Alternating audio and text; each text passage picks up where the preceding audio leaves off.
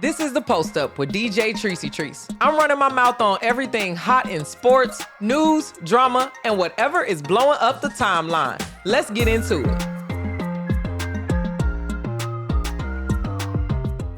Welcome back to a brand new episode of The Post Up. You already know me. I go by the name of DJ Trice, and I stay posted up right here, running my mouth about sports. Listen, I'm going to start the episode off with the truth, y'all. I was wrong.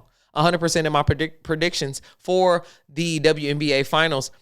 And I said that I might be wrong when I made my prediction. So for all of y'all that are saying, you was wrong, tagging me and stuff, I know I was wrong, y'all. I said that it was a strong possibility that I could be wrong. And the reason for that is A'ja Wilson.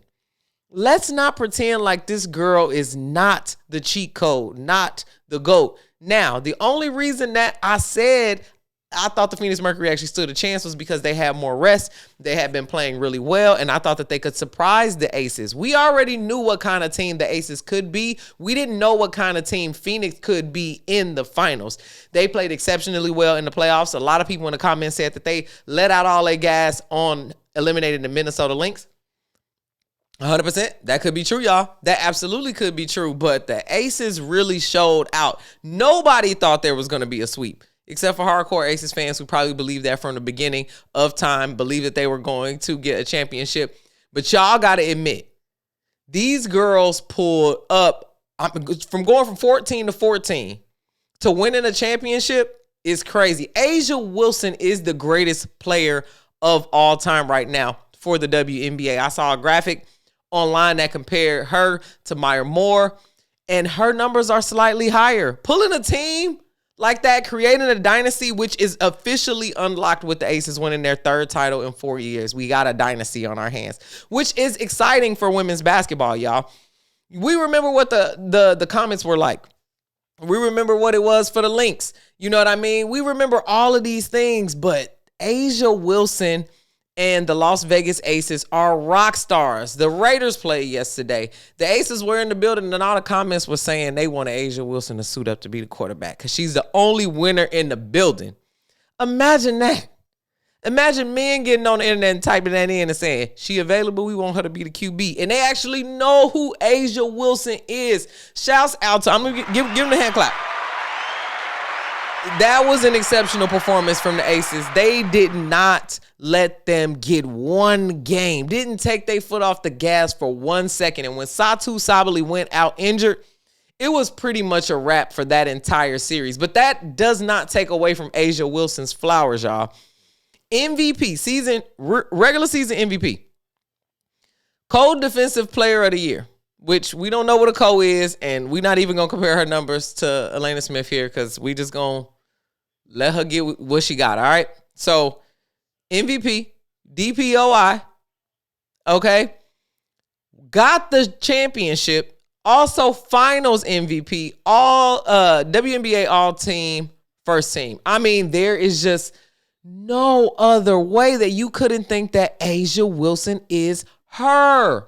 She is her. She shows up in the finals. But also, give it up for the rest of the Aces team. Give it up for the rest of the Aces team. Jackie Young stepped up. Jewel Lloyd played better here. This is the gold mamba that we have been waiting to show up. Jewel Lloyd, we have been waiting for the first 14 games, it looked like you had forgot how to play basketball. And I'm starting to think that it was, conspiracy. It was on purpose. Y'all was trying to but it sounds like from what I heard after A'ja Wilson texted everybody after they got beat by like 40 or 50 or whatever by the Minnesota Lynx. She said this will never happen again, and that everybody stepped up and kind of answered that call. But one of the underlying things that happened for the Aces was they picked up NaLyssa Smith, changed the team completely. Shouts out to NaLyssa Smith for getting her first ring with the Las Vegas Aces.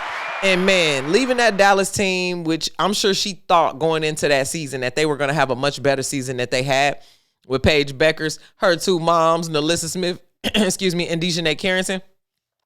We thought that was going to work out, but it didn't work out. The Dallas Wings are moving on from Coach K, which is okay. I think, I don't know if he should have been given another chance. I think that it just wasn't a fit, and they kind of identified that. Doesn't ever hurt to try it out, but that didn't go well. So they haven't announced who they're going with for the next head coach, but they said they were doing a national search. The Dallas Wings were.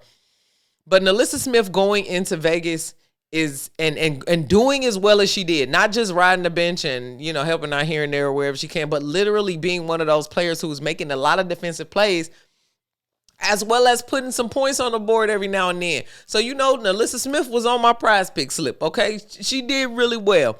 Chelsea Gray, point guard. We knew that was going to happen, okay? She was doing her thing. I would have liked her to see a little bit more offense from her.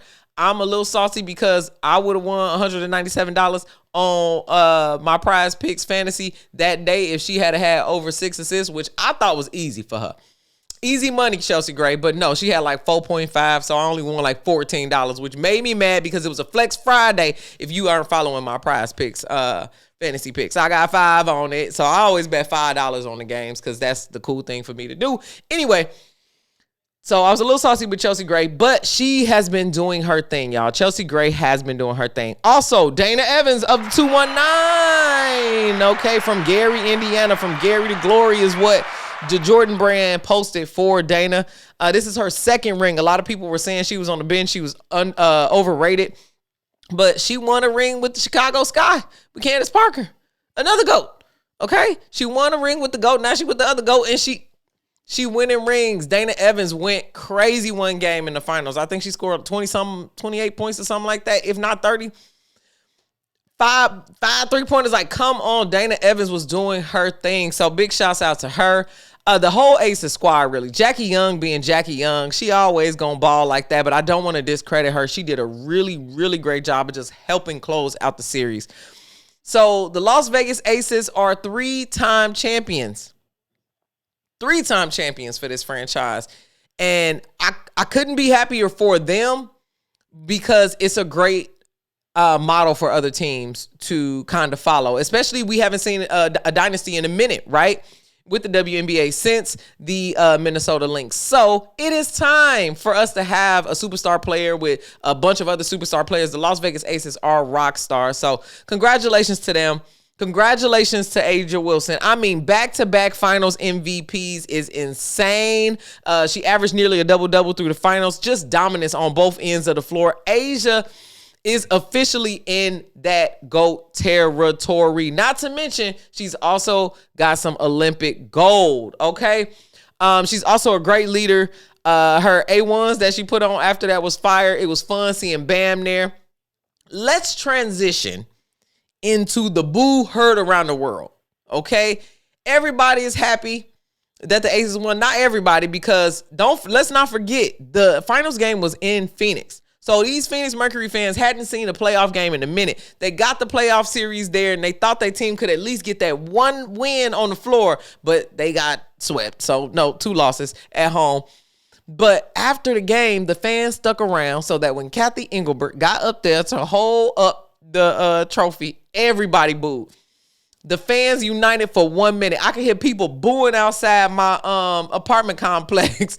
There was so much booing, and well-deserved. They tried to even block out what was happening on the TV because people was holding up so many middle fingers behind there. ESPN was just like, please, we're going to try to censor, There was no way. This is a glaring sign.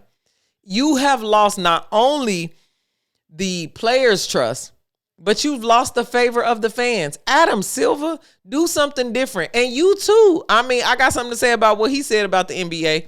I can just tell you, I'm on a podcast. I forgot I'm running my mouth. But Adam Silver, I'm going to make a short about this on social. He said that the NBA is a highlight sport, and people shouldn't worry about how much it costs to watch all the games because you just need to go back and watch the highlights. For a commissioner to come out and say something like that means that he is not even invested in the complete product that he's putting out on the floor. He just wants the highlights, the clicks, the reels, whatever it is, to satisfy this media deal so that he can make more money. Super fans like me who want to watch the whole game, me and y'all, he don't care if it's blacked out. My Spectrum Sportsnet account, I'm constantly complaining about. It don't work. It works sometimes. Then it'd be a blackout. You can't find it here. You can't find it there. It's only in the NBA app. Like the accessibility is just not easy. Just if you could just buy the channel a la carte, that would be amazing. But it doesn't work like that. So anyway, Cathy Engelbert getting all of those boos means that it is time for her to hang it up. There is no way that we're going to be able to move to the next level. They're not going to negotiate with you. You see Nafisa Collier cancel her meeting. You know why she canceled her meeting? Because she doesn't want to talk to you. The fans are sick of what you said. Not only what you said about Caitlin Clark and everybody being on their hands and knees and begging you, but it was very clear to us that you were lying at that press conference. Anytime somebody asks you a direct question and you start referencing misinformation, you've lost the room. We know you lying.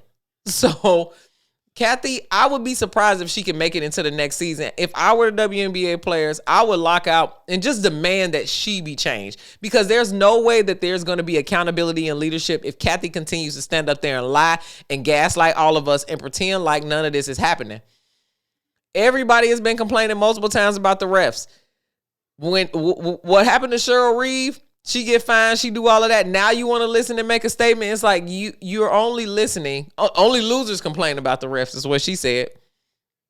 She doesn't care about player safety. All of the best players are sitting on the bench. The finals might have been a lot different if teams could have stayed healthy without all these injuries and such physical play. So I just really want us to all focus on the fact that I am glad that we could unite for 1 second, teams aside, and say we all hate. Not hate, because hate is a strong word. Listen, nobody's hating on Cathy, but what she said and what she is doing to the game and how she is continuing to just downplay things. Natasha Cloud said it best. Cathy is missing the opportunity to be the best girl's girl right now. She's missing the moment. She could come in and say, I'm gonna set the cap at 1.5 million. I can do all this. And she's basically saying, you're getting something better, so stop complaining. And nobody wants to hear that. We don't want to feel the patriarchy. We need to build this as a matriarchy. We see how Unrivaled is created, has compassion for the players, all the different services and things. And it's just crazy how they did that in 1 year. And they've been begging you and you couldn't figure it out until right now. And now you're trying to loosen up the purse strings. They knew this. And that's what Nafisa Collier said in her statement. Unfortunately for Cathy, we know what the job entails. That means they know you're not doing it, girl.